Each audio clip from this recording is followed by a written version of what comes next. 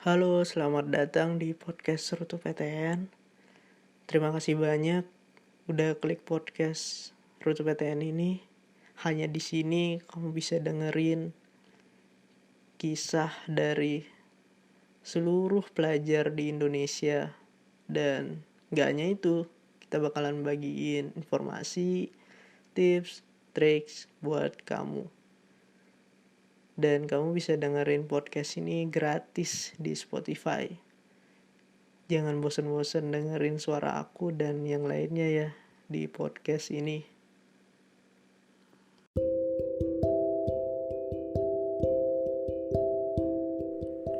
Halo teman-teman, balik lagi sama aku Odi.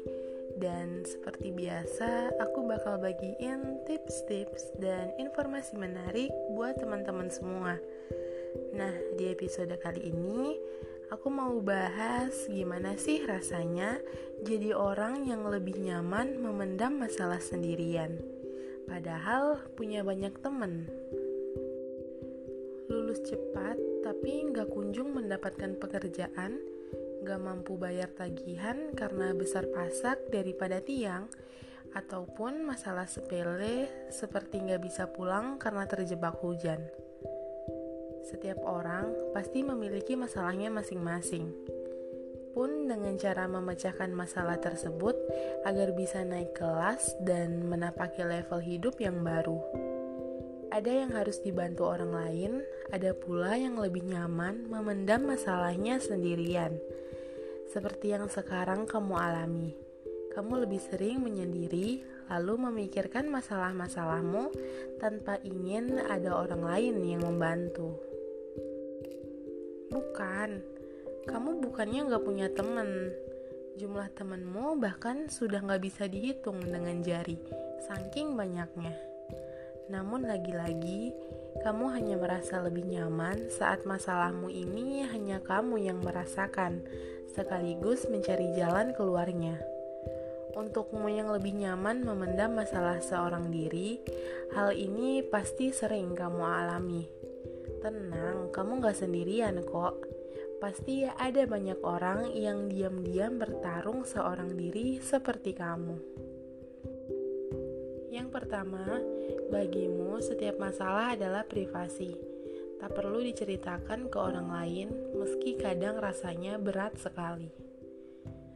Bagimu, hal-hal yang termasuk privasi bukan sekadar nominal gaji. Seberapa banyak mantan yang pernah kamu pacari, sampai jumlah tagihan yang harus kamu bayar tiap bulan. Namun, masalah-masalah dalam hidup juga termasuk privasi bagimu. Karena termasuk dalam hal privasi, kamu selalu menutup rapat-rapat setiap masalah yang kamu alami. Mengumbarnya pun sama sekali gak pernah terlintas dalam benakmu. Meski terkadang bahumu sudah goyah karena masalah yang kamu emban ini terasa berat sekali. Yang kedua, kamu jadi berteman dengan kalimat "gak apa-apa kok". Padahal mah aslinya hati dan pikiran bekerja keras menyelesaikan masalah. Menjadi seseorang yang memendam masalahnya sendiri buatmu akrab dengan kalimat "aku gak apa-apa kok". Mengembangkan senyum palsu pun lebih mudah dilakukan daripada mengatakan apa yang sebenarnya terjadi. Sebisa mungkin kamu berusaha untuk terlihat baik-baik aja. Padahal jauh di dalam lubuk hatimu dan pikiranmu, kamu sedang berjuang keras untuk menyelesaikan masalahmu itu. Yang ketiga, ada rasa segan dan takut menyusahkan orang lain saat ingin berbagi masalah ini. Makanya kamu memilih menyimpannya sendiri.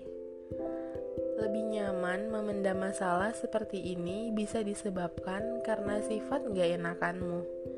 Ketika ingin berbagi masalahmu dengan orang lain, kamu selalu berpikir takut kalau nanti kamu akan menyusahkan orang lain. Dari sanalah rasa segan pelan-pelan muncul dan menjadikan tembok untuk berbagi masalahmu. Rasa takutmu akan menyusahkan orang lain, kemudian buatmu pelan-pelan menutup diri dan memilih untuk memendam masalahmu sendiri. Yang keempat, dianggap gak setia kawan dan antisosial pun terpaksa kamu terima. Daripada masalahnya tambah runyam, karena kebanyakan pendapat lebih baik diselesaikan sendiri saja.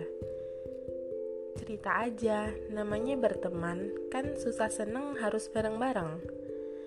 Pasti sering kan kamu mendengarkan kalimat tersebut dari teman-temanmu. Mereka kerap sedikit memaksamu untuk bercerita, demi tali pertemanan agar tetap terjaga, katanya. Namun, sekalinya kamu berbagi cerita dengan mereka, masalahmu bukannya cepat selesai, tapi malah semakin runyam.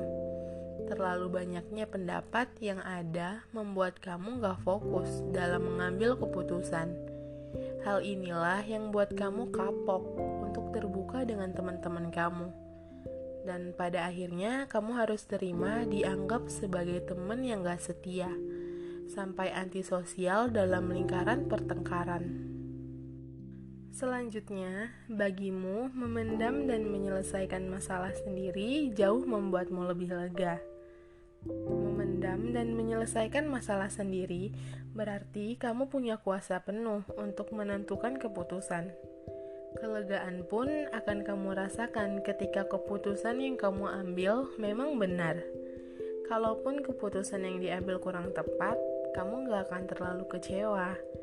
Toh sejak awal kamu udah paham gimana resikonya. Inilah yang menyebabkan kamu jarang sekali melibatkan orang luar ketika tengah ada masalah. Dan yang terakhir, namun ada kalanya kepala rasanya ingin pecah, sebab gak mampu lagi bertahan seorang diri menghadapi masalah ini. Memendam masalah sendiri memang cara ternyaman untuk saat ini. Namun, gak jarang kamu tertatih ketika masalah yang kamu hadapi memang di luar kuasamu. Rasanya ingin menangis, pikiran pun gak karuan, dan kepala serasa ingin pecah. Saat kamu terjebak dalam fase ini, tanda bahwa sudah saatnya kamu membuka pintu hatimu untuk orang lain. Sudah saatnya kamu terbuka, sebab jika terus-menerus dibiarkan, kamu justru akan berada di ujung depresi.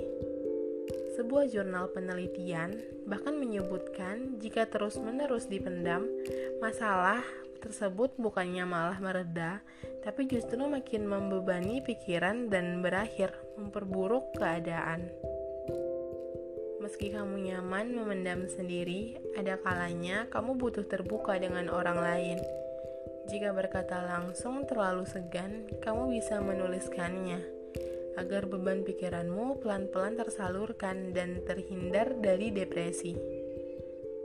Kalau memang gak kuat menahan sendiri, carilah penopang biar gak goyah. Sebab masalah kadang hanya butuh disiasati, bukan terus dipendam sendiri. Semoga informasi yang aku berikan ini bermanfaat ya buat teman-teman semua. Semangat! Sampai jumpa di episode selanjutnya.